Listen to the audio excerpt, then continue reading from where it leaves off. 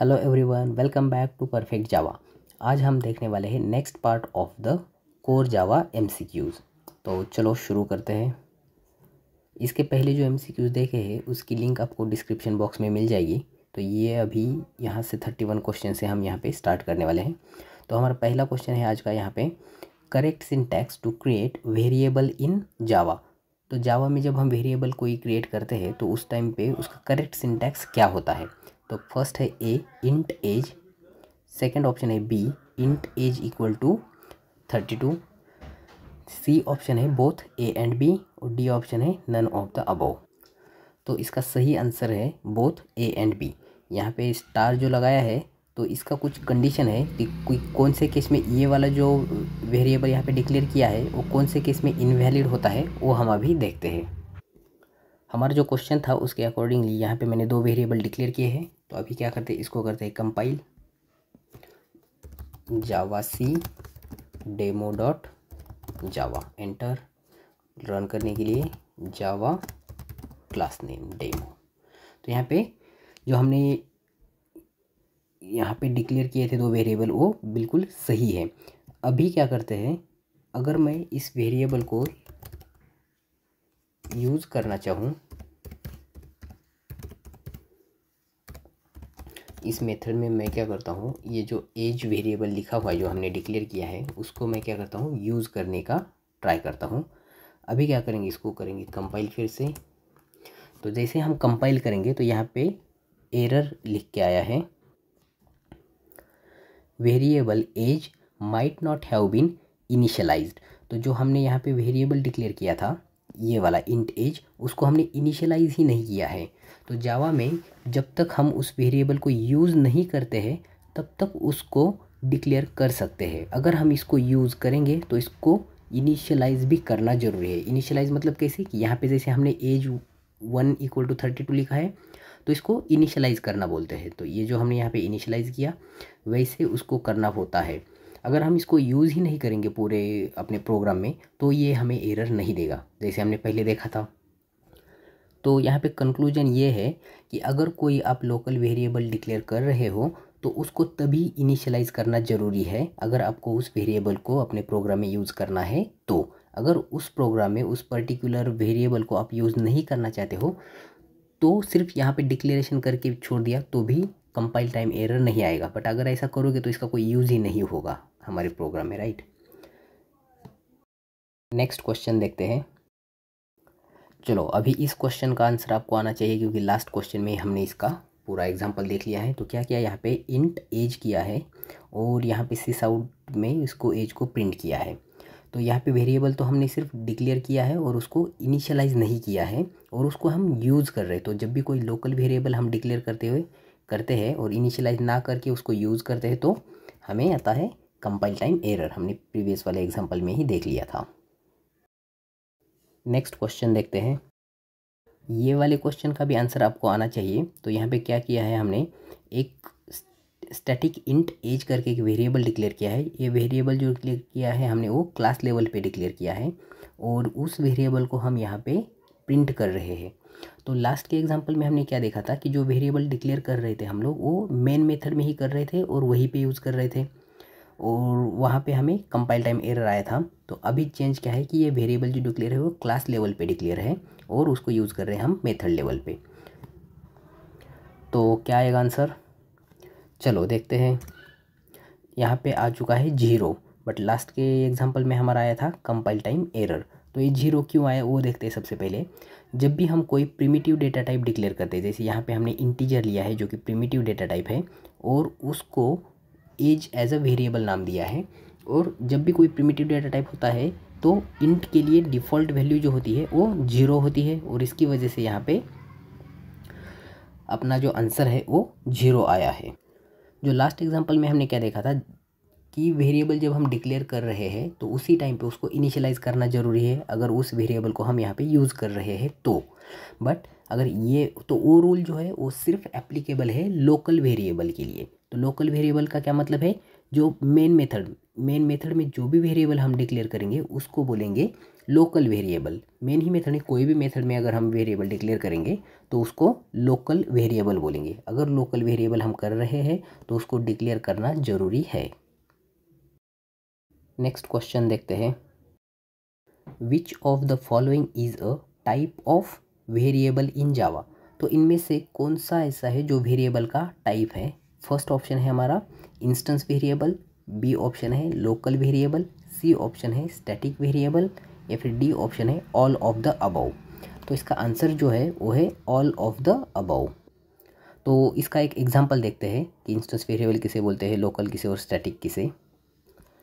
तो हमने यहाँ पे एक एग्जांपल लिया है, मैं थोड़ा स्क्रॉल डाउन करता हूँ। यहाँ पे अगर देखते हैं हम लोग तो ये जो यहाँ पे वेरिएबल हमने डिक्लेयर किया है int roll number equal to 10, तो ये हो गया हमारा इंस्टेंस वेरिएबल। जो भी हम क्लास लेवल पे जो वेरिएबल डिक्लेयर करते हैं उसको हम बोलेंगे इंस्टेंस वेरिएबल। तो ये हो गया instance variable.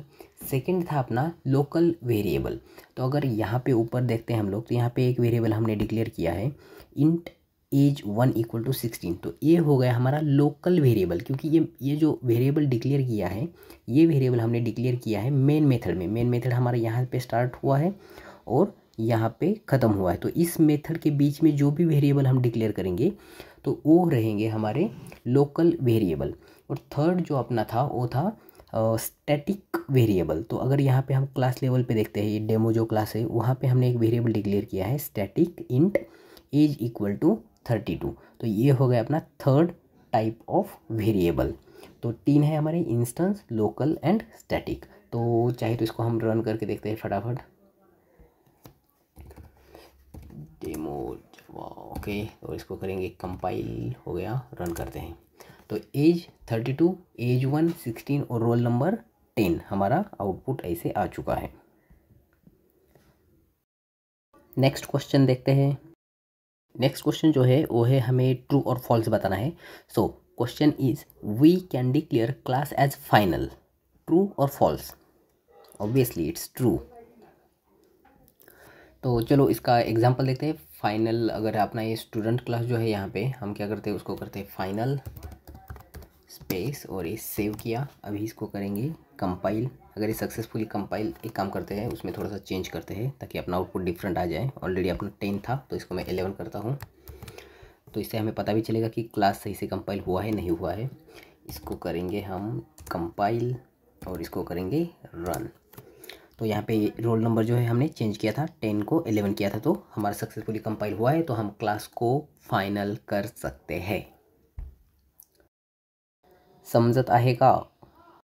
Next question, we can declare method as final. तो हमने इसके पहले देखा कि हम क्लास को फाइनल कर सकते हैं, तो हाँ कर सकते हैं। अभी है मेथड को हम फाइनल कर सकते हैं क्या। सो आंसर देखते हैं पहले, फिर एक्सप्लेनेशन देखेंगे। ट्रू, मेथडला पण आपण फाइनल करू शकतो। चलो इसका भी एक एग्जांपल देख लेते हैं। तो हमारे पास यहाँ पे ऑलरेडी एक मेथड है माय रोल नंबर, तो इसको हम क्या करते हैं फाइनल। तो फाइनल कहाँ पे आएगा, पब्लिक से पहले आएगा कि पब्लिक के बाद आएगा, क्या लगता है? कहीं पे भी लिखो चल जाएगा। तो मैं यहाँ पे पहले final public wide roll number और इसको करते हैं हम कंपाइल। चलो तो कंपाइल के लिए जावा डेमो एक काम करते हैं यहाँ पे। ओके, रोल नंबर जो है वो 1 लिखा है अभी, पहले अपना शायद 11 था। तो और इसको करते हैं रन, किधर रन। तो देख सकते हो हमने मेथड को जो है वो फाइनल कर दिया। तो अभी क्या करते हैं, पब्लिक के बाद फाइनल लिखते हैं, सेव। अभी रोल नंबर करेंगे 2, सेव किया और यहाँ पे जाके फिर से इसको कंपाइल और रन। तो देख सकते हो आप मेथड को भी हम फाइनल कर सकते हैं, और फाइनल हम पहले भी लिख सकते हैं और बाद में भी लिख सकते हैं, ऐसा कोई रूल नहीं है। चलो नेक्स्ट क्वेश्चन देखते हैं। Next question please. We can declare variable as final, true और फॉल्स। मेथड तो फाइनल देख लिया हमने, क्लास भी फाइनल देखा, अभी वेरिएबल जो होता है उसको हम फाइनल कर सकते हैं। यस, बिल्कुल कर सकते हैं। तो हम वेरिएबल को भी फाइनल कर सकते हैं। इसका भी देखते हैं एक एग्जांपल। चलो सेम एग्जांपल है, यहाँ पे अभी हमारे पास है int roll number equal to 2। तो इस वेरिएबल जो है रोल नंबर, इसको हम करेंगे फाइनल। तो फाइनल कहाँ लिखेंगे, इंट के पहले या फिर इंट के बाद। चलो मैं क्या करता हूँ, यहाँ पे लिखता हूँ final int roll number equal to 2। तो इसको करते हैं 3, ये हो गया 3 अपना, और इसको करते हैं compile. Javac demo dot Java, enter, और रन करने के लिए जावा डेमो, एंटर। तो देख सकते हो हम वेरिएबल को भी फाइनल कर सकते हैं। तो यहाँ पे अगर हमने क्या किया, इंट के पहले फाइनल लिखा, अब इंट के बाद लिख सकते हैं क्या, वो आप लोग बताओगे कमेंट बॉक्स में। नेक्स्ट क्वेश्चन जो है हमारा वो है एक प्रोग्राम। तो यहाँ पे क्या किया है, एक स्ट्रिंग वेरिएबल लिया है str इक्वल टू परफेक्ट, ये वाली वैल्यू इस str को असाइन की है। सेकेंडली क्या किया है, str डॉट कॉन्केटिनेशन कर रहे हैं उसी str पे, और उसको कॉन्केटिनेट हो रहा है जावा विथ, यहाँ पे एक स्पेस है, और फिर यहाँ पे system dot out dot println, और str को यहाँ पे प्रिंट किया है। तो पहला ऑप्शन है रन टाइम एरर, दूसरा ऑप्शन है कंपाइल टाइम एरर, तीसरा ऑप्शन है परफेक्ट जावा, या फिर लास्ट ऑप्शन है हमारा परफेक्ट। तो क्या लगता है क्या होगा आउटपुट? जिन जिन लोगों को लग रहा है कि परफेक्ट जावा आउटपुट है वो लोग गलत है, क्योंकि यहाँ पे आउटपुट आने वाला है अपना सिर्फ परफेक्ट। तो ऐसा क्यों? तो ये जो कॉन्कैट मेथड है ना, वो ऑपरेशन परफॉर्म करने के बाद एक वैल्यू रिटर्न करता है, जो रिजल्ट होता है कॉन्केटिनेशन का। बट यहाँ पे कॉन्कैट मेथड रिटर्न तो ज़रूर करेगा, बट हम इसको कहीं पे कैच ही नहीं कर रहे हैं। जो स्ट्रिंग है उस पर हम कॉन्कैट कर रहे हैं, और कॉन्केटिनेशन तो होगा, बट वो जो रिटर्न करेगा वो हमने कैच नहीं किया, इसीलिए हमारा यहाँ पे सिर्फ परफेक्ट ही आउटपुट आया है। अगर हमारे कोड में यहाँ पे str equal to str dot concat होता तो आउटपुट हमारा परफेक्ट जावा आता। चलो इसको एग्जाम्पल के थ्रू समझते हैं। तो ये रहा प्रोग्राम, यहाँ पे हमने स्ट्रिंग लिया, परफेक्ट जावा, कॉन्कैट किया और उसको प्रिंट किया। चलो इसको करते हैं कंपाइल। कंपाइलेशन के लिए जाना पड़ेगा टर्मिनल पे, जावा सी डेमो डॉट जावा, एंटर, और जावा डेमो, एंटर। तो यहाँ पे देख सकते हो आउटपुट जो आया है वो परफेक्ट आया है। तो सिर्फ यही वाला, तो कॉन्केटिनेशन ऑपरेशन तो परफॉर्म हुआ, बट इसने जो रिटर्न किया ना वो वैल्यू हमने कहीं पे स्टोर ही नहीं की। तो उसके लिए हम क्या करते हैं, यहाँ पे str इक्वल टू करते हैं। तो जो भी ये मेथड रिटर्न करेगा, ये कॉन्कैट मेथड रिटर्न करेगा, वो हम अभी स्टोर करेंगे str पे, और ये जाएगा अपना प्रिंटलन मेथड के लिए, और वो सेम आउटपुट अपना प्रिंट होगा। तो फिर से इसको करते हैं कंपाइल, और ये रहा डेमो, और यहाँ पे देख सकते हो परफेक्टली अपना आउटपुट आ चुका है। इन दोनों के बीच में स्पेस शायद हमने यहाँ पे नहीं डाला, इसलिए नहीं आया होगा। यस, यहाँ पे स्पेस नहीं है। ओके, तो कंसेप्ट क्या है यहाँ पे कि स्ट्रिंग का जो ऑब्जेक्ट होते हैं वो इम्यूटेबल ऑब्जेक्ट्स होते हैं। अगर हम कोई भी ऑपरेशन स्ट्रिंग के ऊपर परफॉर्म कर रहे हैं तो एक नया ऑब्जेक्ट बनता है और उस पर ऑपरेशन परफॉर्म होता है, और वो ऑब्जेक्ट रिटर्न किया जाता है।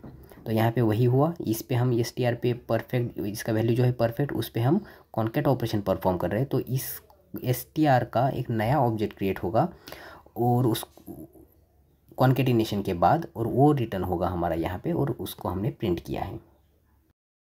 नेक्स्ट क्वेश्चन देखते हैं, which of the following is correct about array. तो इनमें से करेक्ट कौन सा स्टेटमेंट है एरे के regarding? Collection of similar element, collection of element of different type, C option है can not increase size of array at run time, या फिर बोथ ए एंड सी। तो इसका सही आंसर है बोथ ए एंड सी। तो एरे में क्या होता है, जब भी हम कोई एरे वेरिएबल डिक्लेयर करते हैं तो उसी टाइम पे हमें डेटा टाइप उसका देना पड़ता है, और उसी डेटा टाइप के ही एलिमेंट हम एरे में स्टोर कर सकते हैं। और थर्ड वाला जो ऑप्शन है can not increase size of array at run time, तो जब भी हम रन टाइम पे ना एरे का साइज़ इंक्रीज़ नहीं कर सकते हैं, at the time of declaration ही हमें एरे के लिए साइज़ डिफाइन करना पड़ता है और उसी को यूज़ करना होता है, हम साइज़ इंक्रीज़ नहीं कर सकते हैं। तो इस एग्जांपल में हमने एक एरे डिक्लेयर किया है और उसका इनिशियल कैपेसिटी जो है वो हमने 10 डिक्लेयर किया और उसमें कुछ वैल्यू स्टोर करने का ट्राई कर रहे हैं। तो हमारा पहला पॉइंट क्या था कि एरे में सिर्फ सेम टाइप के ही एलिमेंट हम स्टोर कर सकते हैं। तो हमने यहाँ पे इंटीजर एरे डिक्लेयर किया है और यहाँ पे क्या बोल रहे हैं कि हम डबल उसमें इंसर्ट करने का ट्राई कर रहे हैं। यहाँ पे हम ट्राई कर रहे हैं कि इंटीजर ही वैल्यू इसमें इंसर्ट हो 0 पोजीशन पे और 1 पोजीशन पे डबल। तो देखते हैं कंपाइलेशन में क्या प्रॉब्लम होता है।